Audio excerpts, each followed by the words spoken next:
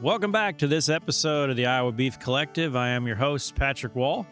We're here at the Bridgeview Center again for another episode, and this time we're talking with our keynote speaker. I'm going to say sometimes it's better to be lucky than good, and we scheduled Cassie Fish a number of months ago to come talk to us about the markets, and that's something fairly new for the Cow-Calf Conference because we don't usually delve into markets much because it's not the part of the segment of the industry that we tend to focus on. But there is nothing hotter right now than talking about markets. Everybody's wondering where we're headed, what we're doing, how long is it going to last? Those questions are all coming up. So we're happy to have you here. Cassie, introduce yourself to our audience and maybe spend a little bit of time talking about your career path, which kind of got you to this point, and what you do on a daily basis as far as it pertains to the beef cattle market. Well, thank you for having me. It's good to be in Iowa. Well, let's see. I graduated with a degree in agriculture, so I minored in animal science when went to K-State, not to Iowa State, so you'll have to give me a little... We won't hold that against you very long. Don't hold that against me too much. Ended up in Chicago on the Chicago Mercantile Exchange, trading cattle, futures, feeder cattle futures, working with commercial clients like cattle feeders and packers from the trading floor. And then I eventually ended up at IBP, which became Tyson Fresh Meats. And I was their senior director of risk management for cattle, hogs, and bucks beef and bucks pork. And since then, I have been in the consulting industry. So I basically consult with cattle feeders and packers around risk management strategies and market intelligence. Excellent. And I think to a lot of cow-calf guys, you could have said that in Spanish and they would have got about the same amount out of it. It's not a part of the industry that up until recently, really, and I'm being honest when I say that we really care too much about. We wanted to make sure our segment was taken care of, but I think recent events and where the market has been have shed a lot of new light on that. And the reason I say that is we're in a mode where we should be expanding the cow herd. And in a lot of cases, the heifer calf is worth so darn much that we're simply not willing to. Mm-hmm. We're just going to ride this out. The cow herd expansion is going to be slow. We're getting every indication so far that that's what is occurring, at least up to this point. So let's dive into kind of what the markets are telling you. You don't have to go into some specific stats, but in your opinion, is expansion occurring? Is there any indication that we've even started it yet? Because the last report that I heard maybe indicated that we weren't even done yet downsizing the cow herd. So from your standpoint, you're working with the back end of the industry. Are there any indications from that market side that there's fewer heifers out there to feed and expansion is starting? Well, if you look at heifer slaughter, it has started to decline, and we think it's going to decline more in 2026, which is where we are now. Right.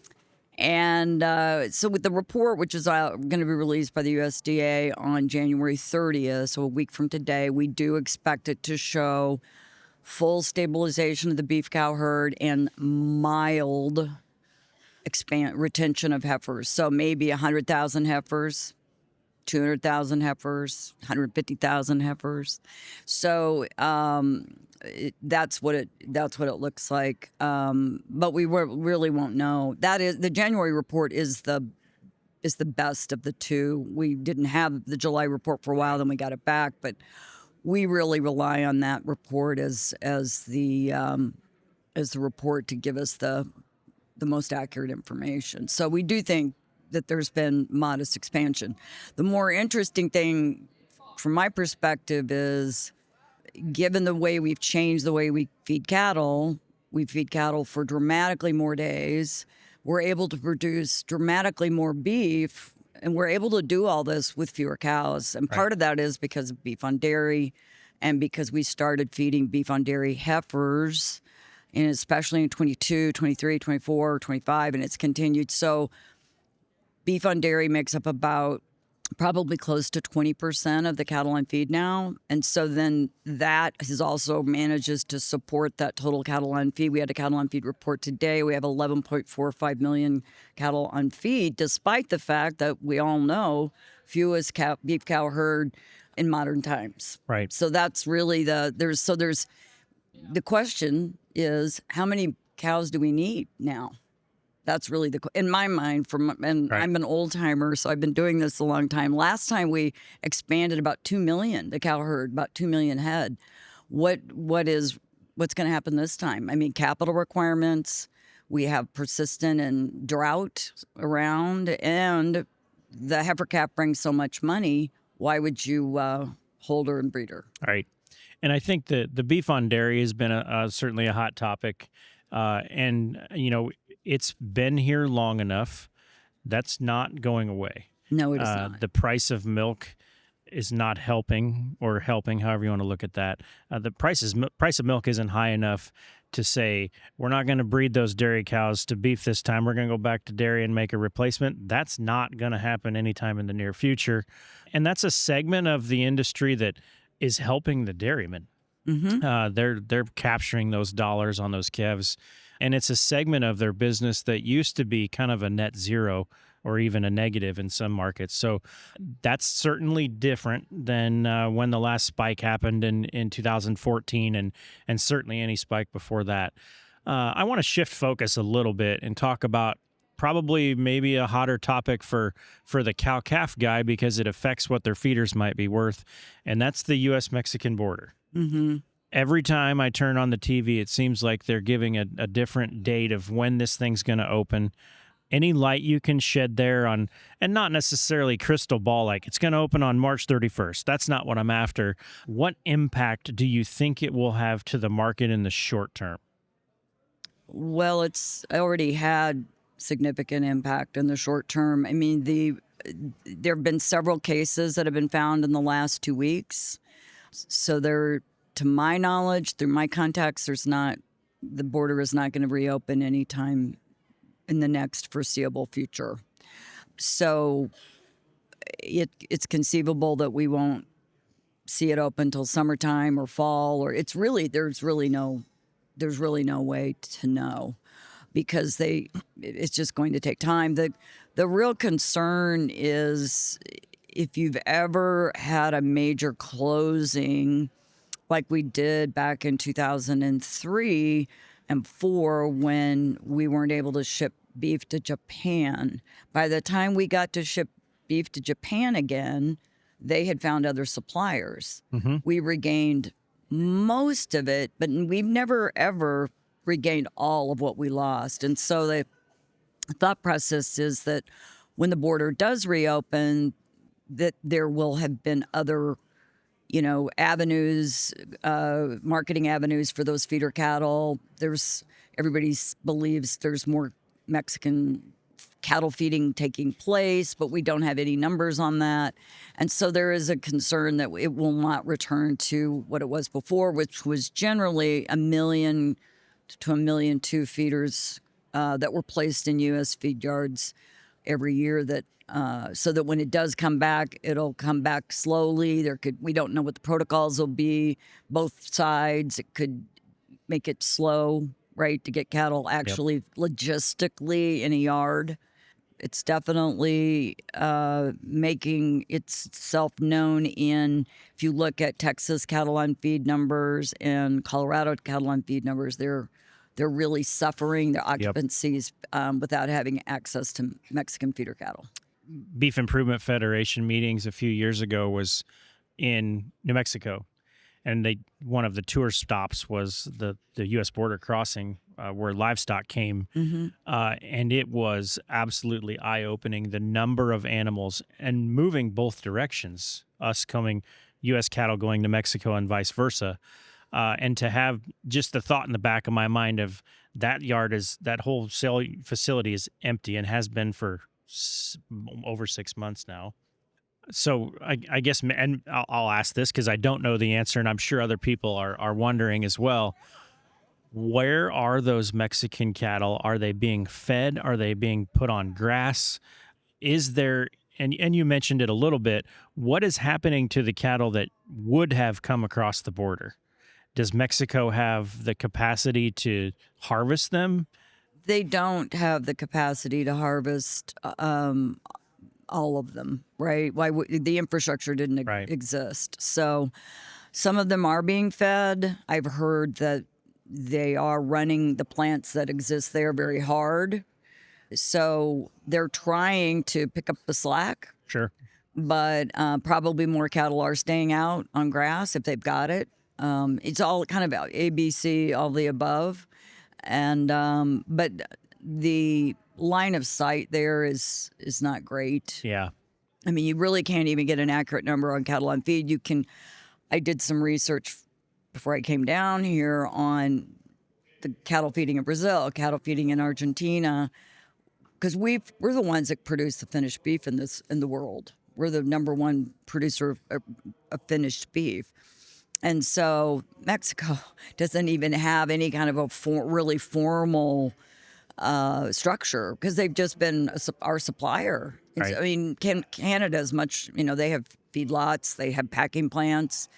JBS and Cargill both own packing plants in Canada. But And they've been very active buying U.S. cattle recently. yes, they have. And that's, I think, Canadians. Canadians, Yes. correct. And that's been a wrinkle maybe in the market that very few people foresaw. They've always bought some, but they've been really active in purchasing. So it will be interesting to see how that plays out or what changes or what doesn't. Your visit tomorrow, you're the keynote. Let's dive into kind of where you're headed with your talk tomorrow, high talking points, anything you want to mention about what you're tackling tomorrow morning. Well, I've been in this industry a very long time, and I have never seen as many immense change that we're seeing now. And so my topic is really to talk about that in a macro sense and what that means for beef production, what that means for the cattle feeding industry, and then obviously that has effect on all cattle prices. Right. So that's really my focus. The other, I will spend time on a little time on demand.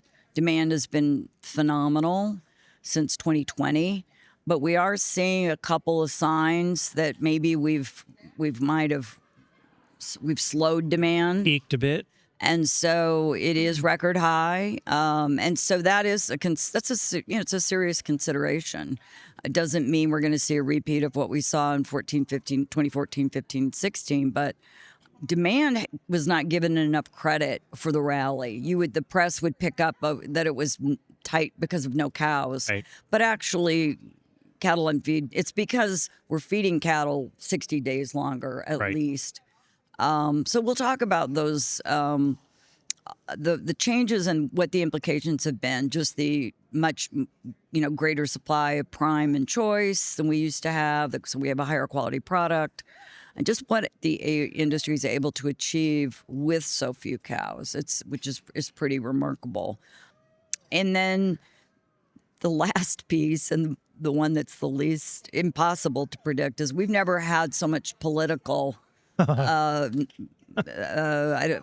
Influence. than Yeah. in my and so I'm too young for the Nixon price freeze in 1973, which took the cattle down dramatically and broke a lot of people. But we haven't, so we've never had to live through that. So that is and it continues to be a concern because we just don't know what is might happen. And so beef prices are the highest they've ever been in history. The retail prices in December were $9.40 a pound. So, the whole affordability issue, the midterm elections, you just kind of want to hide under the desk when you think about that. Yeah. And that's a good segue into your breakout session, which will be after lunch tomorrow. But I'm not going to lie, we sort of stumbled into this one together. The president mentions Argentina when I'm trying to finalize my topics for the conference. And so we had sort of a back and forth, and you mentioned the apples and oranges of beef imports. And I was like, hallelujah. There's a lot of, I wouldn't say necessarily even misconceptions amongst consumers. There's some misconceptions amongst producers on imported beef. We cannot maximize the amount of money per pound out of our own beef if we don't import some. So let's talk about, trimmings and what we import and how it adds value to the beef we produce, whether that's fat trim, you name it. What do beef imports actually do positively for us? We historically have imported frozen 90s, so 90% lean in a frozen format. And that has been primarily used by the fast food industry, specifically McDonald's and Burger King, who are enormous. Yep. And so they have their formulations, and so they use domestic 90s and they use imported 90s, and that keeps that beef affordable, and so that it's the Happy Meal. Yep. Right. And so that's a big piece of it. It also goes into some process like pizza toppings and so forth. And then we export. Japan and South Korea are our two biggest customers.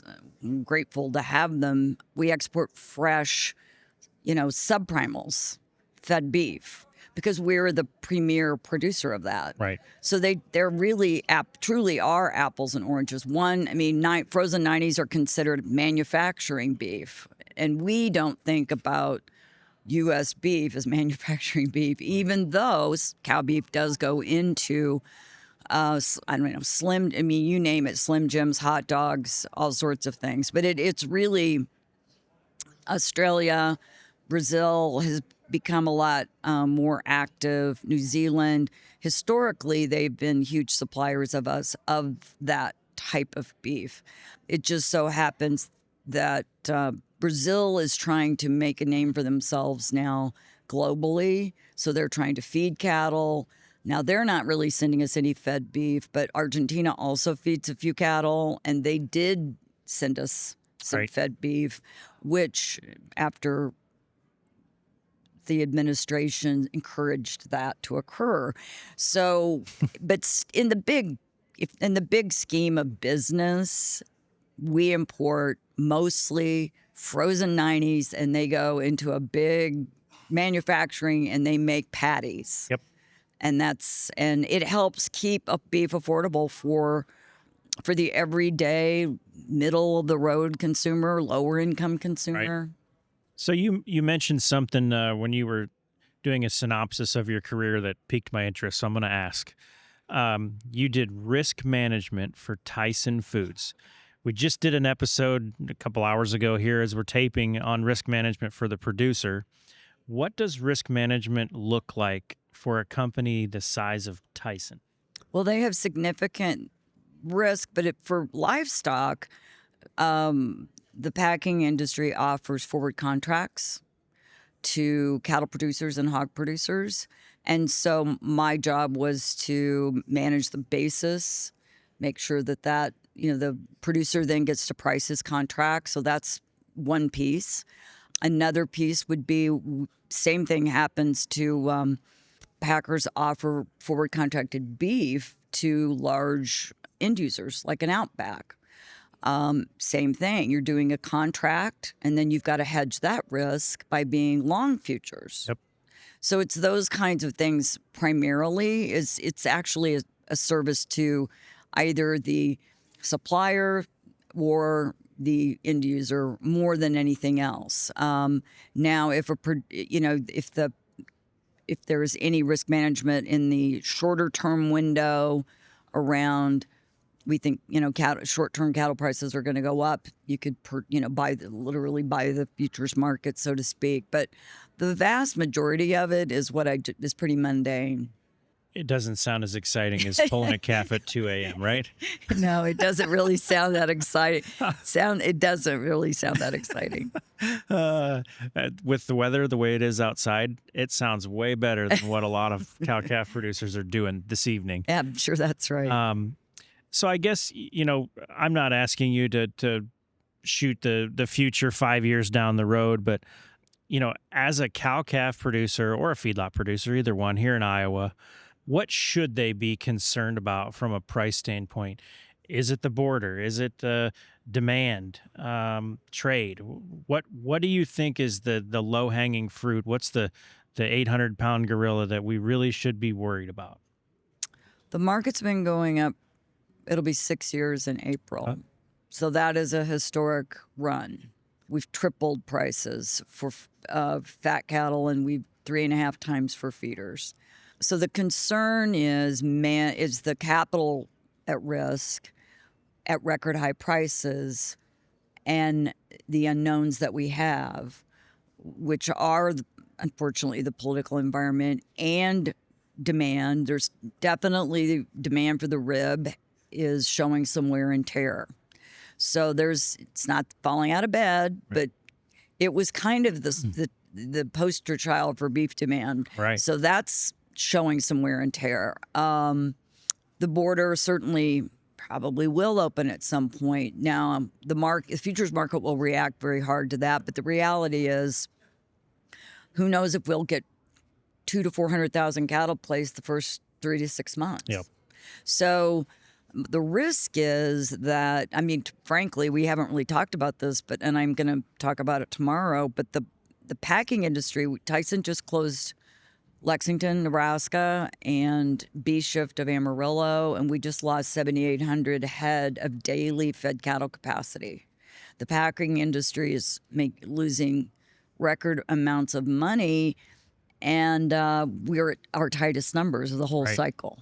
Someday we're going to need more capacity. And so right now the packers, and this might not be very popular, but they're subsidizing kind of the entire supply chain from the cow, pairs. I was talking to a friend of mine I said, what are you doing with your cow herd on my drive down? And he was telling me about how expensive pairs are, and not even knowing if they were pregnant or not. I mean, they were 3-in-1s. Yes, exactly. It was crazy. And so he told me $7,100 or some. I about drove off the road. Yeah. So the risk is forgetting that this is a cyclical market and we have ups and downs. And I just advise my clients, be conservative. When after this long of a run, the goal is to stay in business. And you might have a year you don't make any money, but the important thing is that you don't get wiped out. Right. And really because there are too many possible issues that could upset the apple cart and change psychology. Sure. And the last thing I'll say is that mathematically closing those plants will improve packer leverage at some point. It may be the second half of the year, but their capacity utilization will improve based on the smaller fed cattle kill this year. Right. So I mean I would just look, what do they say? Just look at it all and just be honest and don't get too carried away with emotion. It's about all you can really do. Be conservative. Which is hard for a producer. What do they say? To keep emotion out of their operation is pretty difficult when we live and breathe it every day. And I've reminded several producers, it wasn't very darn long ago when the packer was making the biggest margin ever and the feedlot sector and the cow-calf producer were whining about it. And it's completely flipped in short order, and we're going to need the packing industry to keep ourselves going. So I think that's a really good way to wrap things up and give us a perspective that we have more cash outlay in our beef enterprise than we ever have. Conservative is probably a good way to approach it. So I'm excited to hear what you have to say tomorrow. I'm a numbers nerd as well, so I really like looking at charts and graphs on what's going to happen to the market, and hopefully our audience will join us and get as much out of it as well. Thanks for tuning in with us on the Iowa Beef Collective. Keep tuning in on the socials. We're on YouTube, Spotify, Apple Podcast. Find us on Facebook at the Iowa Beef Center. Appreciate you listening in. This institution is an equal opportunity provider. For the full non-discrimination statement or accommodation inquiries, go to www.extension.iastate.edu/legal.